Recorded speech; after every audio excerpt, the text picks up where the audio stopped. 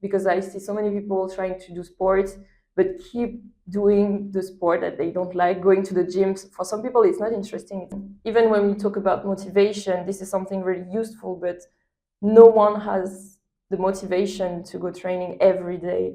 So this is where the habit is really useful. Sure, you also have to know yourself very well to see if it's exhaustion or if it's just laziness, or all the things that sell you a miracle solution or a short-term solution is pretty much wrong. Often people didn't understand why I was so extreme with sports, because they didn't realize that I found pleasure in this effort. The only times when I felt some sexism were, for example, men in the gym, commenting my practice, maybe mansplaining a bit.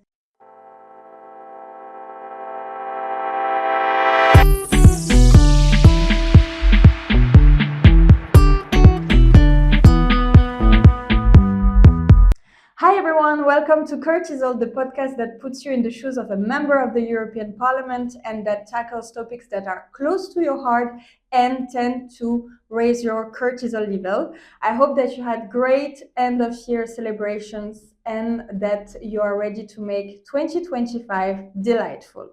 So today we are welcoming Pauline Thinus, PhD candidate in political science. Among others, she is specialized in the rule of law, but she is not here to talk about the rule of law today, but rather to talk about New Year's resolutions and sport, because Pauline has an impressive CV as a sportswoman. Among others, in 2024, she ran 122 kilometers in one day from Brussels to Blankenberge to support, among others, research against cancer. And she ran 120 kilometers in the Marathon des Sables in Jordan. Only talking about it provokes cramps to me. That's really very impressive. So thank you, Pauline, for being here. How are you feeling today? Thank you for the invitation. I'm feeling good, even if I have some cortisol in my blood, I think. But I will try to do my best to reply to your questions. Of course. I'm really happy to be here. Thank you very much. I'm very happy to start this Coeurtisol new season, season 2025 with you, because I thought there was no better guest to talk about this topic. You are quite specialized in sports, I would say, even if you are very modest about it. And we are in the period right now of New Year's resolution. And in Europe, among those that do make New Year's resolutions, health goals and more specifically exercising are the most recurrent. So I wanted to ask you, Pauline, first, do you believe in the power of New Year's resolutions? And do you make yourself new resolutions? Yes, I think it's a good opportunity to set new goals, new objectives, to reflect on our year or on our personality. But I think it's only one of the many opportunities we have throughout the year. So I'd say it's interesting to use it. So I do it myself as well. Of course, you know that I have objectives when it comes to sports, but I like to do that as well when it comes to personal development, if I can call it this way. Mm-hmm. And personality, because this is something I would like to change a lot. But yeah, sport is also a big topic on New Year's resolution. Would you like to share some of the sport challenges ahead for you this year? Yes, I can. So of course, there is another marathon coming up in spring. Not sure about the destination yet, and I have some time goals in mind. But then I will move to trail running and do one race in the Alps in July, and finish the year with another Marathon des Sables because I liked it very much. And I chose Peru as a destination. So it's already quite planned. Yeah, ambitious plans for 2025. We like that. So, can you tell us, since you are having this very important sports goal, first of all, maybe to go back in time a bit and to tell us from where your passion for sport was born and how it evolved over time to the stage that you are running 120 kilometers during a day, and that's not easy, but that's okay for you to do it. So yes, I've been passionate about sport for a long time, even though it was not like this since the beginning. I would say that my sister and I, we have been raised by our parents as active childs. It was part of our education to be active and to do some physical activity. So I think we've started some exercise at 3 years old, even if it was not that intense, it was just like some gymnastics. But then I really started to do sports when I started basketball at 5. So just to say that it has been part of my identity for a long time. So that's why now I can run these kind of distances, and now it's really part of my daily life. Although when I was a teenager, I was not that much interested anymore. It's the time when you have other interests. I turned back to sports when I was 20, I think, after Australia. And then it really became a habit, a daily habit for me. I started running, I went to the gym, and I've tried many different sports. And I would say yes, from 20 years old, I was really passionate about it, and I'm just trying to see where I can go, how far I can go, and trying different activities. So you did have a long break during your teenager years? Yeah, I'd say during the teenage years, I would say I lost some interest. Although I was still exercising, at school, always doing a side activity, be tennis, horse riding, swimming, But I'd say I was not as interested as I am now. Okay, that's interesting. I will have actually a question related to that, because I think that this is a recurrent problem for a lot of people, how to stay regular, because it feels for a lot of people that it goes by waves. And it would be interesting to hear from you, especially because I didn't know that you had this break, kind of break during the teenager years, how when you went back so regularly. But first, as you said, your way of practicing sport is part of your lifestyle. You practice sport very regularly. I think it's close to every day. Yeah, basically every day. I have a rest day from time to time, but I'm always trying to do something active. So you practice sport every day, and you keep on challenging yourself with higher and higher goals, like we heard about these new exciting goals for 2025. So for you, what is the secret to such discipline? There are several questions in one, I think. I'd say I always set new goals and try to be more and more ambitious, just because I want to see how far I can go. And just because as a person I like challenges. So this is my motivation, I would say, to go every day to training session to be focused for a long time. But if you ask me how to be disciplined in general, I think there are many answers.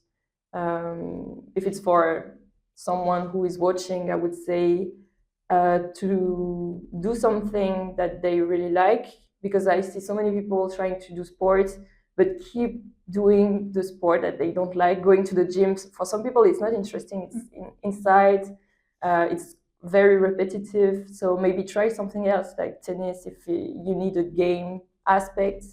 I don't know, running if it's outside.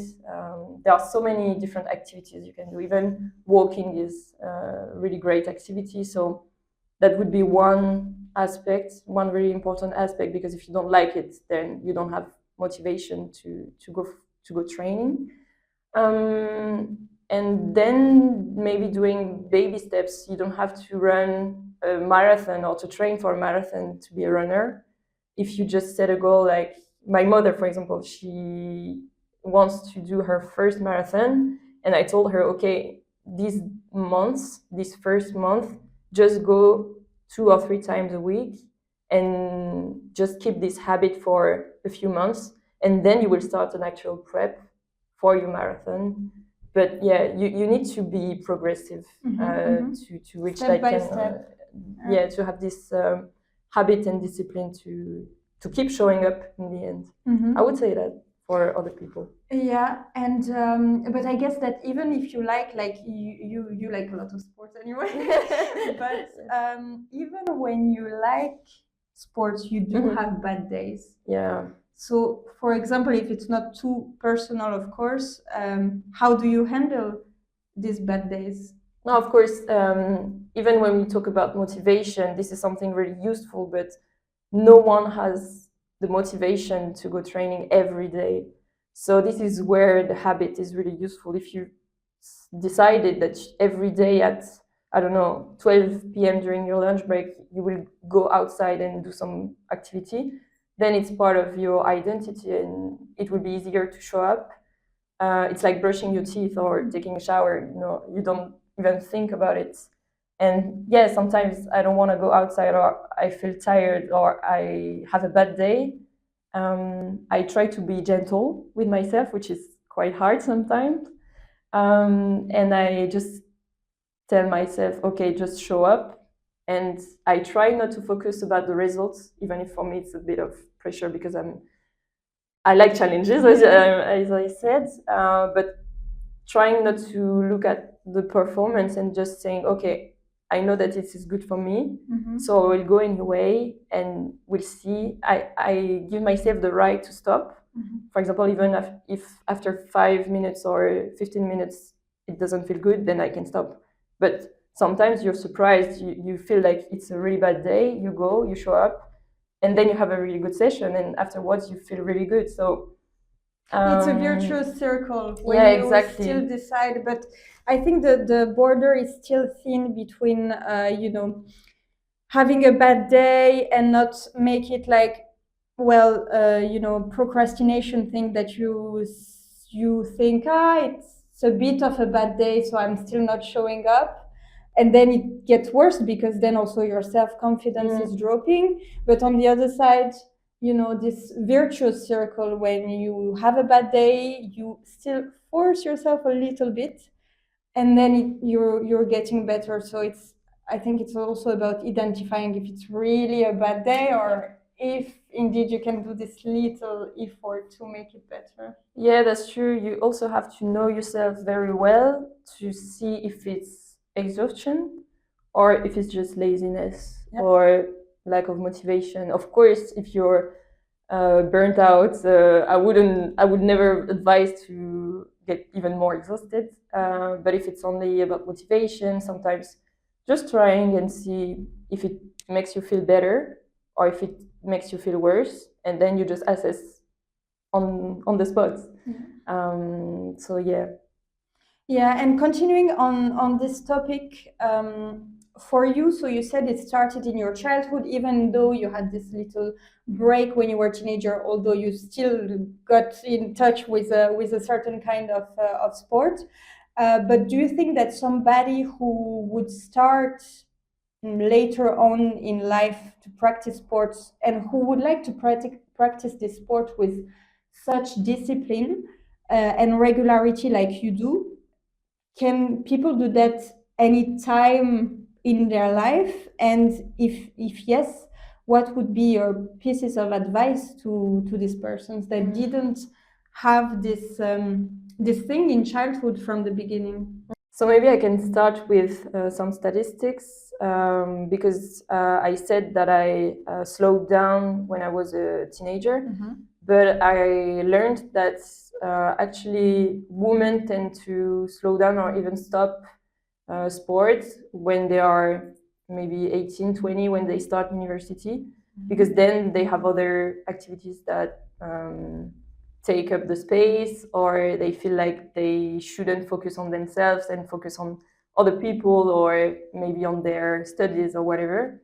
So usually it's from that age, apparently, that women tend to stop, while men would maybe slow down but wouldn't stop that much, if it makes sense. Okay. So yeah, this is the time when it's more critical than teenage. But yeah, of course, it's always possible to start later, even if you haven't practiced sport as a child. For example, I see, I don't know, on social media, grandmas or grandpas starting running at, I don't know, 60, and then they break records at 70. Of course, it's not the average population, but still it's possible. It's still possible, and always start little and do baby steps, and then you see how far you can go. So I would say, do not have doubts about that, and just start with something you like, and see how far you can go, and do little things by little things, and it can only go well, I think. Okay. Step by step again. Yeah.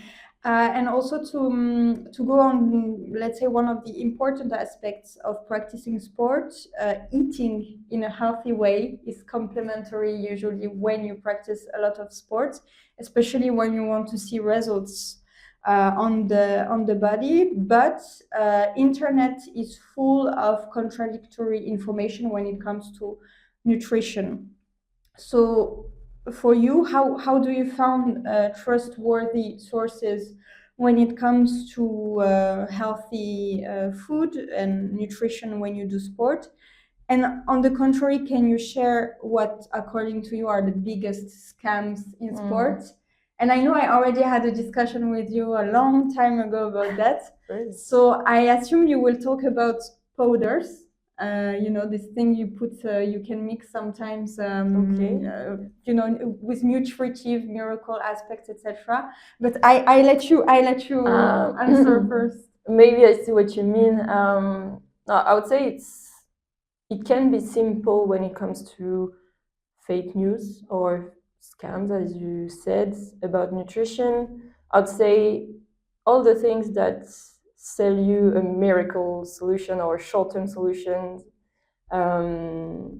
is pretty much wrong, because it's a long-term process, and it's always an effort. It's never granted, because eating healthy and in a sustainable way is not that easy. It's simple, but it's not easy to implement. So yeah, I would say miracle solutions is definitely something to avoid. But then also, I wouldn't say there is one truth about nutrition, because every body is different. And even for running, everyone has a different nutrition plan. Some people would use specific products, while for other people it would be detrimental to their performance and to their well-being. So yeah, I would say in terms of nutrition, it's really a trial and error process. So you just do what you think is good for you, and then you see how it works in your body. If it works, then keep going, and if it doesn't, then try to find something else. But yeah, it's difficult, and I'm still in the process of finding a balance. For me, it's also sensitive topic. Maybe we'll tackle this later, but yeah, nutrition is really linked to performance, and the two topics can be sensitive for specific people, and I think I'm part of them.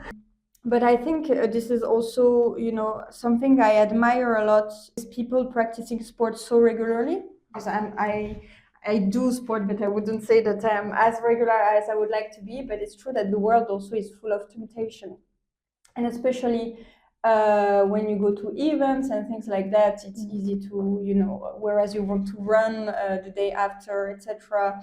There is alcohol, there is food with a lot of fat, things like that. So it's really easy nowadays, I would say, to kind of let yourself say, okay, then I'm doing that, I'll just go run or do my sports the day after, etc. And also, people often around that do not practice sports do not really understand this. I don't know if you have some anecdotes about it, but I had one recently when I was like offered a drink, and I said no because in 2 days I have this important run, 20 kilometers, which for me is still a huge effort. 20 kilometers for you, it's something that's you know, it was a long time ago for you to see 20 kilometers as huge, but for me, I need to prepare really mentally and physically to these 20 kilometers. So not drinking the whole week was something normal to me to do. But the person, for example, was answering, "Oh yeah, but it's in 2-3 days. You have time to recover by then." And you know, and I didn't reply back because I thought it was not the moment, etc. But how do you deal, for example, with people that lack a bit of understanding to your discipline? Yeah, it's a complex question and it happens often, I think. But I'd say your attitude was right. I mean, sometimes you just don't answer what they tell you, or sometimes you can try to dig deeper and ask, okay, why do you think this way, and see if you can have a conversation with the person, or if it's how can I say that, not relevant. But yes, of course, it happened to me many times, and I'd say people can get used to it sometimes. Maybe at the beginning they don't know you, they don't know how important it is to you, so they would say these kind of remarks, but then they get used to it. If you don't drink alcohol, then they will stop asking you or pressure you to have a drink. Or to eat in a certain way as well, or maybe to go back home a bit earlier because you have, for example, this race the day after. So I would say, yeah, if you can explain the reasons why you're doing that, because people are open to what you're saying, then it's good. Maybe it's one solution. And otherwise, just remember why you're doing what you do, and just focus on your will, because if you adapt to the will of other people, then it's not working for you either.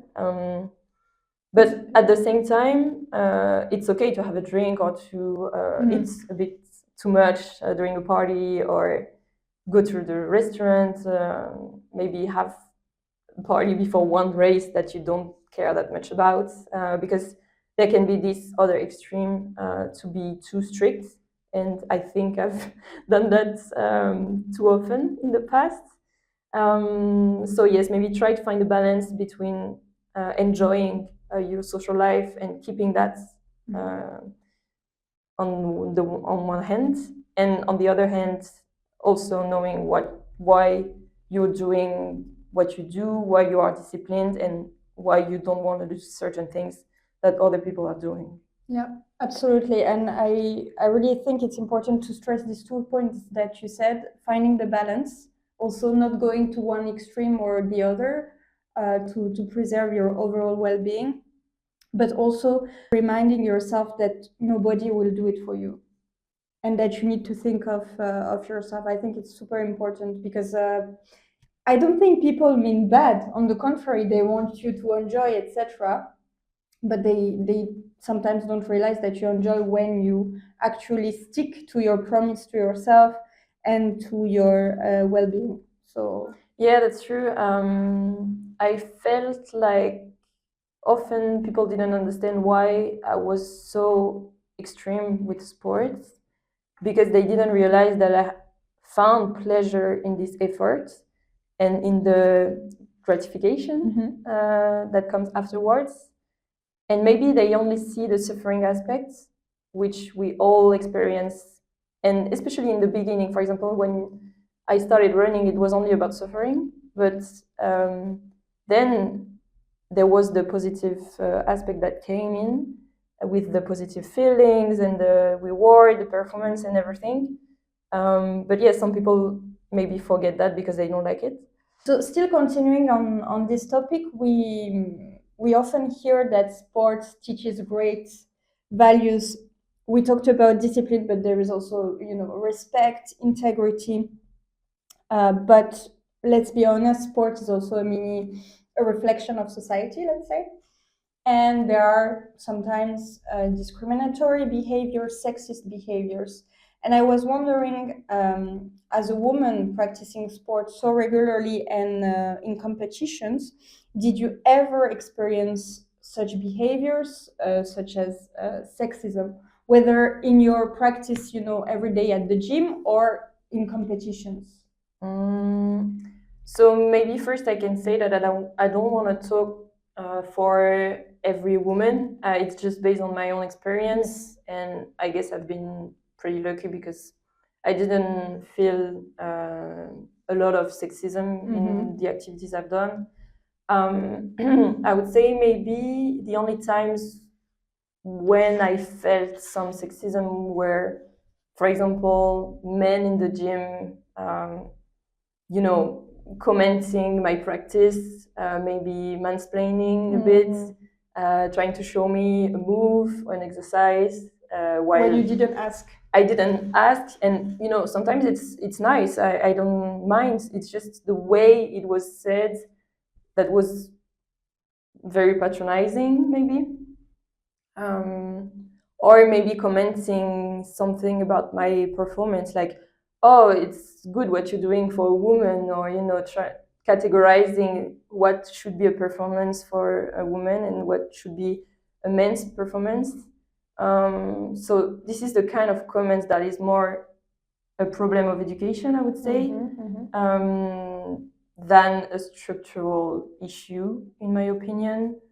Maybe for the women who are afraid to go to the gym, I would say, actually, usually men don't really care about you. Like, everyone is doing its own session at the gym. So, of course, sometimes we look at each other, but as you would do if you cross someone in the street. Yeah. So maybe it's sometimes our own interpretation of the looks that is the issue.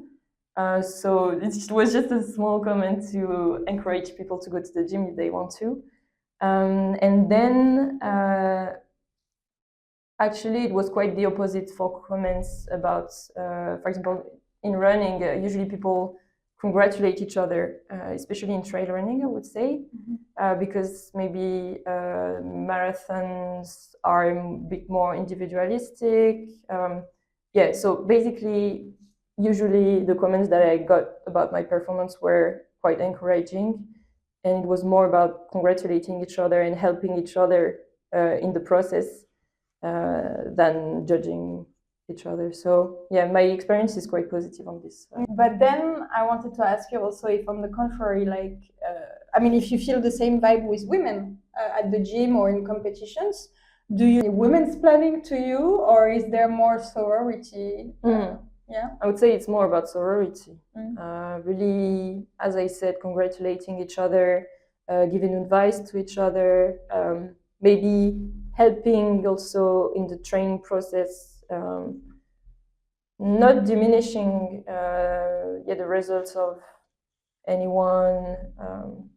No, I would say it's rather positive, and it really represents the values I see in sports, the positive ones. That's great. And also, if I can add something about performance between men and women, of course, there are physical differences that, of course, will lead to different results in the end. For example, men are supposed to be stronger, so they are more powerful. I don't know, maybe they sprint faster. But women, they have really good endurance. So for long runs or ultras, they can be really good. And we can see even that in professional athletes, some women beating men in the same race. So yeah, I would say that some women shouldn't think that they cannot do as much as men do. And there are physical differences, but it doesn't mean that we are less capable of doing sports. So this was just my small comment about a reminder to be kind with ourselves and our expectations as well. Thank you for that. know about how to stay motivated, to find the strength, the discipline. But on the contrary, there is also this phenomenon called bigorexia, meaning when someone exercises too much, and this can lead, among others, to eating disorders. So we come back to also the topic of nutrition. So in other words, it's more or less an addiction to sport, and it can lead to several problems. Did you, since your experience in sports is pretty positive, did you ever have this fear that you could actually go into that direction?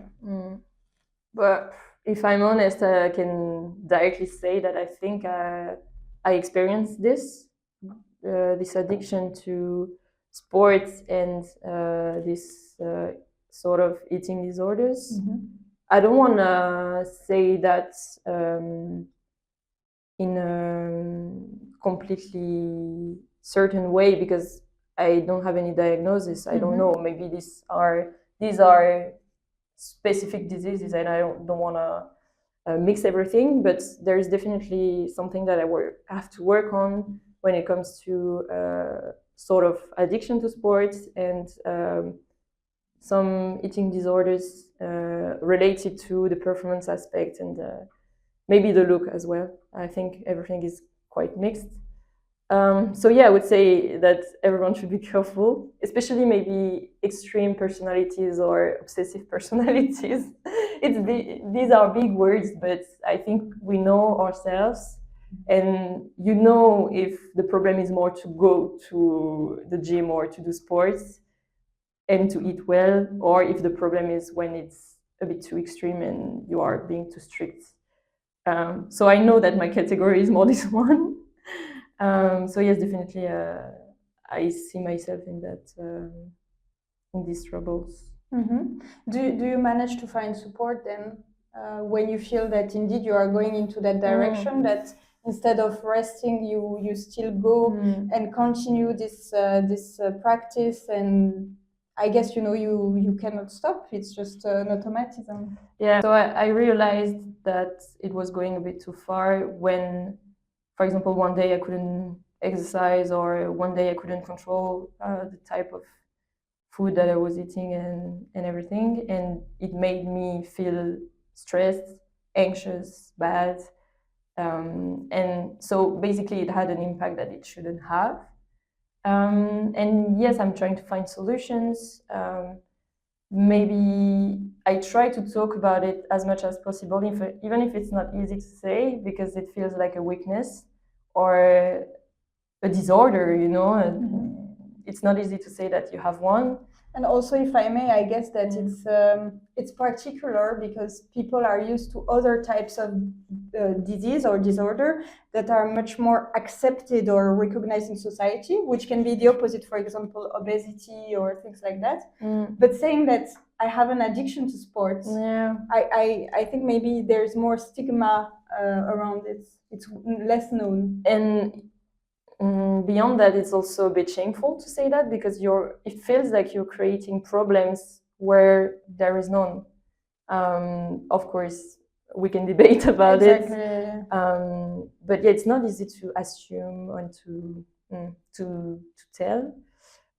But yeah, so first I try to talk about it so that maybe I will find someone else who went through this, or I can get support from specialists. And I listen to podcasts about it. I try to find, information that can help me. And yeah, maybe something that I really need to do is to do some reality checks, to think like, okay, if I don't miss this session, no one will die, no one cares. You will not die if you eat this type of food and not this one. You will not die if you gain 2 or 3 kilos after Christmas. And you can still be proud of what you've done before, and you shouldn't put so much pressure on yourself. But then you have to understand also why this is happening. Because, for example, for me, I understood recently that it's also just a reflection of my overall anxiety, anxious personality. And sports and nutrition are just 2 fields in which I try to have the control, to keep control and not to lose myself or whatever. So yeah, really understanding where it comes from, Mm-hmm. and again knowing why you are practicing. So now I try to make sure that I'm doing sport because I like it, because it makes me feel good, and I try not to put too much pressure and just doing sport because I feel bad about myself or this kind of thing. So it's not easy. I'm still in the middle of the process, but I think this is still the way to go to find a solution. Yeah, so we come back to the idea that it's about balance, and I guess it's about finding the balance between pleasure and pressure. And when you feel that the pressure takes too much space over pleasure, it's where you need to start thinking about your practice and everything. That you talk openly about it and that you share it, and I'm sure that it can help people watching. So thank you. And if they have a solution, they can comment on the video. Yes, share also your pieces of advice about that, because once again it shouldn't be shameful, it shouldn't be full of stigma, because it's a disorder. So I understand what you said, that it feels like we create a problem, etc., but it's not like that. So the first step also is to take to get rid of this feeling of guilt. But I know that it's not easy, so I'm not doing a lecture here. So that was it. This leads us to the moment for, against, and abstain. So I remind you the principle for the viewers. You are in the skin of a member of the European Parliament and you vote on a policy proposal. And preparing the topic, I was thinking that it would be good if all member states would make sport and healthy nutrition accessible to all kids via tailored financial support. I insist on this part because I think that, of course, at school we have sports lessons, but let's be honest, there are not necessarily a lot of means given to schools, especially public schools. And not every kid is really followed through the practice of sports. It's very general, collective classes, and it feels like, teachers, of course, are doing with the means that they are given, and sometimes it's not great. Also, sometimes there are classes about it, but healthy nutrition, it's not so much developed as it should be, because after all, it's really part of the development of a human being from childhood to the end of life. And there is this kind of privilege for kids that are from more rich families to have this tailored support, to have access to sports that other kids cannot access, etc. So just to kind of diminish these inequalities to access sports and healthy nutrition, a little extra effort from member states to support this access to sports and nutrition to all kids, so that it can start from childhood. Because of course we said that we can start anytime, but let's be honest, it's also easier when you receive support from your childhood, when you take these good habits from the beginning. You can vote as usual on Instagram or YouTube, and feel free to explain in comment why you voted for, against, abstain. As usual, you can also prepare amendments, because I noticed that there are very good MEPs in these communities that every time prepare amendments, and I'm always positively surprised. So far, I didn't have bad surprises. I'm touching wood.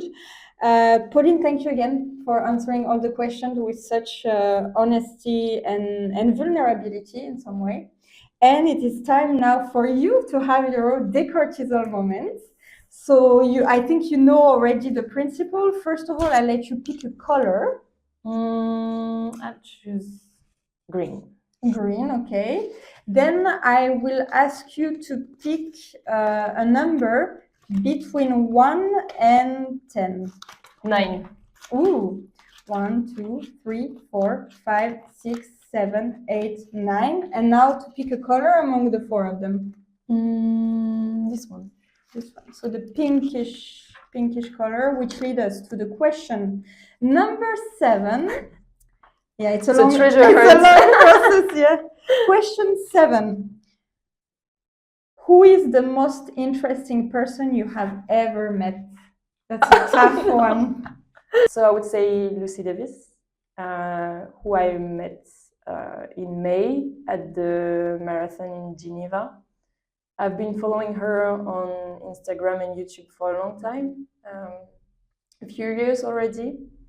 And I'm really impressed by her attitude.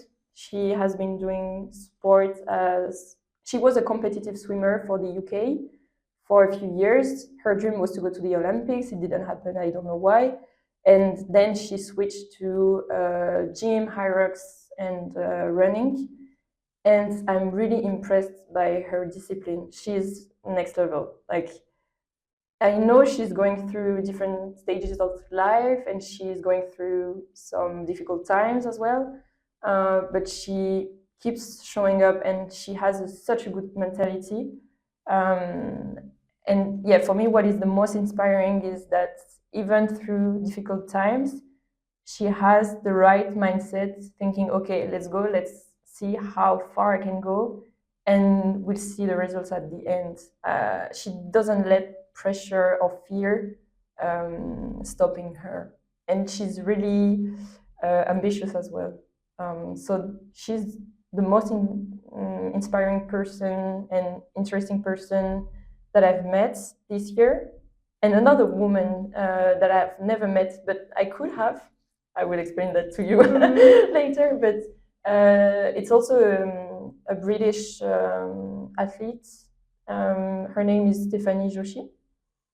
She's not professional athlete either, but she started sports when she was 26, I think. Then it goes back to your question, can you start later? She used to dread sports at school. She hated that. And now she's trying to run a sub-3-hour marathon. And same inspiring personality traits. She's afraid or she's impressed by her big goals, but she still managed to show up even through difficult times. So these two women are really inspiring for me, and I wish I could be the same in this aspect. You're on a good path. Maybe. if I may say, but it's really there were beautiful words about them. We will tag them under the video because they deserve to hear all these good things about themselves. It was really heartwarming. So thank you for answering. This one was quite difficult, I must say. I didn't remember that I had such a difficult decortisol question. So I don't know if it's really a decortisol question, but at least it led to a very, very nice moment. So thank you again, Pauline. Thank you. And thanks everyone for watching. Don't forget to think before you click and to remember that we're all human beings behind the screens. And I say see you soon on Coeurtisol for another episode. Thank you. Bye-bye.